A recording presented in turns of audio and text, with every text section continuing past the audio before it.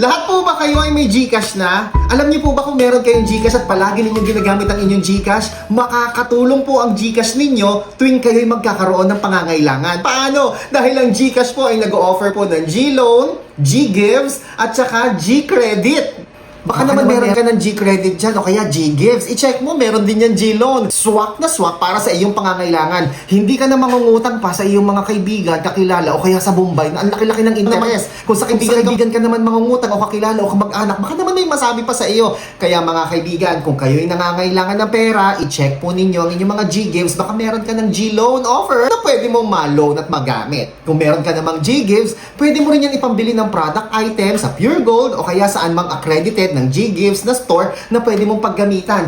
O kaya naman, pwede rin natin yan i-convert into cash. Mga kaibigan, kung kailangan ninyo ng pera at meron kang G-Gives, gusto mo magpa-trade, mag-ingat po kayo sa mga peke at scammer na trader. Pwede po nila kayong lokohin at nakawin ng inyong G-Gives. Kaya make sure na kayo po ay magpapa-convert lamang o magpapa-trade ng inyong G-Gives sa mga kilalang personalidad, sa mga taong mapagkakatiwalaan. And make sure na kung kayo po ay makikipag-transact ng inyong financial items at products, credit limits, mapa-Shopee Pay Later, Lazada Pay Later, TikTok Pay Later, o kung ano pa man din yan, make sure makipag-video call po kayo, makausap ninyo ng personal ang trader upang nang sa gayon ay hindi po kayo mabudol at hindi po kayo ma-scam. And make sure, wag po kayo magpapadala sa mga too good to be true na mga offer, yung mga napakamumurang mga interest fee o service charges. Mag-ingat po kayo dahil kapag sobrang mura po ng charge sa inyo, malamang yan po ay scam. At kung ayaw makipag-video call,